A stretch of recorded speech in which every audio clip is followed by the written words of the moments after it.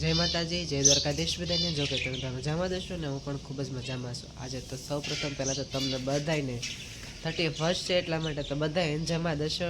અને આજે આ વર્ષનો છેલ્લો દિવસ છે, એટલા માટે આખું વર્ષ આપણે આનંદ અને ઉલ્લાસથી પસાર થયું એ રીતે આપણે આ છેલ્લા દિવસ પણ પસાર કરી નાખીએ. કાલે ફરીથી મળશું આપણે નવા વર્ષમાં, એટલે કે હેપી ન્યૂ યર. એટલે ત્યારમાં જો મસ્ત નાહી ધોઈને તૈયાર થઈ ગયા છીએ. થોડુંક ગુલાબી ઠંડી છે, એટલે ઠંડી લાગે છે. તો કે અત્યારે 8 વાગ્યા છે, પણ તો 8 જેવું લાગતું નથી. હજી સૂર્યદાદા જાગ્યા નથી. અને આજે છે રવિવાર, એટલે લગભગ થોડુંક બાર ગામ કામ છે એ પતાવવાનું છે. અને પ્લસ ઢસા હેર કટિંગનું બધું કામકાજ છે, તો બધે જવાનું થાય. તો પણ અત્યારમાં શેરાવી લેવી પહેલાં, પછી પાછા ફરીથી મળ્યા. તો હેર કટિંગ કરીને આપણે આવ્યા છીએ અત્યારે ઘરે. અને આપણે ગયા હતા ઢસા, ગાઢડા થોડું કામ હતું, નાગલ પર થોડું કામ હતું. એ બધું કામ પતાવીને એ શૂટિંગનો ટાઈમ રહ્યો નહોતો, એટલા માટે અત્યારે પાછા આવ્યા છીએ ઘરે. અને આજે ઘરે કોઈ નથી ને ઘરે છે આપણે એકલા રાજા. કારણ કે મારા મમ્મી અને મારા પપ્પા બે ગયા છે, એ બહાર ગામ ગયા છે. એ બહાર ગામ ક્યાં ગયા છે, કઈ કઈ જગ્યાએ ગયા છે, બહુ લાંબી મને નથી ખબર. કારણ કે અમારે બધાને તાત્કાલિક જવાનું નક્કી થઈ ગયું હતું, એટલા માટે એ આવશે પછી કેવું, પછી મુલાકાત કરીશું કે ક્યાં ગયા હતા. એમ તો કન્ટિન્યુ બ્લોગમાં બન્યા રહેજો. જેમ કે મેં તમને વાત કરી હતી કે મારા મમ્મીની બધા ગયા છે આજે બહાર ગામ, તો કાંઈ બધાને તાત્કાલિકને જવાનું નક્કી થઈ ગયું. તો અમે તાત્કાલિક ગયા હતા બહાર ગામ. અત્યારે વાળું કરવા બે ગયા કાબા. અને વાળુમાં તો અત્યારે જો તીખારી ને એવું બધું છે. મારા પપ્પા દૂધીનું શાક ખાય છે. એ તો ઠીક બા બધું, પણ તમે ગયા તા ક્યાં એ તો કયો? કેવું ગામ? જમરાળા. ત્યાં શું લાગ્યા હતા? મામાની ભેંસની માનતા હતી, દૂધની ઘી છે. ત્યાં શેનું મંદિર છે? ફકડાનાથ. ફકડાનાથ ત્યાં બહુ આવે, દૂધ ને ઘી દહીં, ઓલું ખાવાય એટલું આપે. રોટલી બીજી રસકા બોળો સોપડી ને ઘી વાળી, અને દૂધ બધાયને બપોરે. હા છે. રોટલી. એટલે કેમ એટલું બધું દૂધ ને દહીં ઘી ને એવું બધું ત્યાં આવે?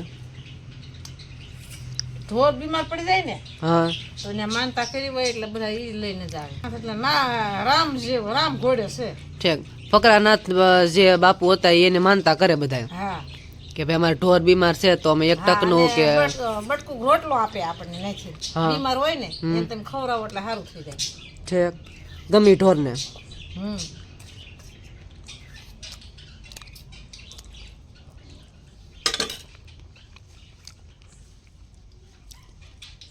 બીજે ક્યાં ક્યાં ગયા હતા?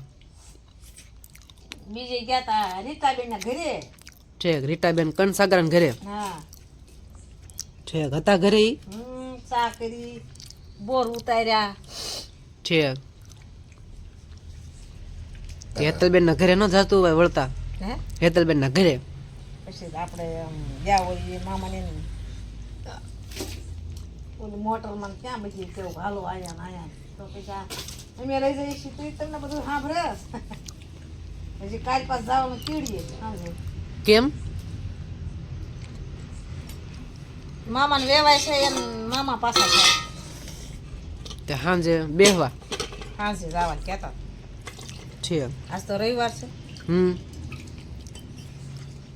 કાંઈક સોમવારે સાંજે જવાનું કહેતા. છે.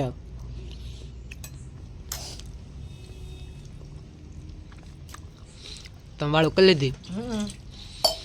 હું ને રીતે વાળું કરી લઉં. આજ મારે રવિવાર છે તો આજ હું ધૂનમાં જઈશ.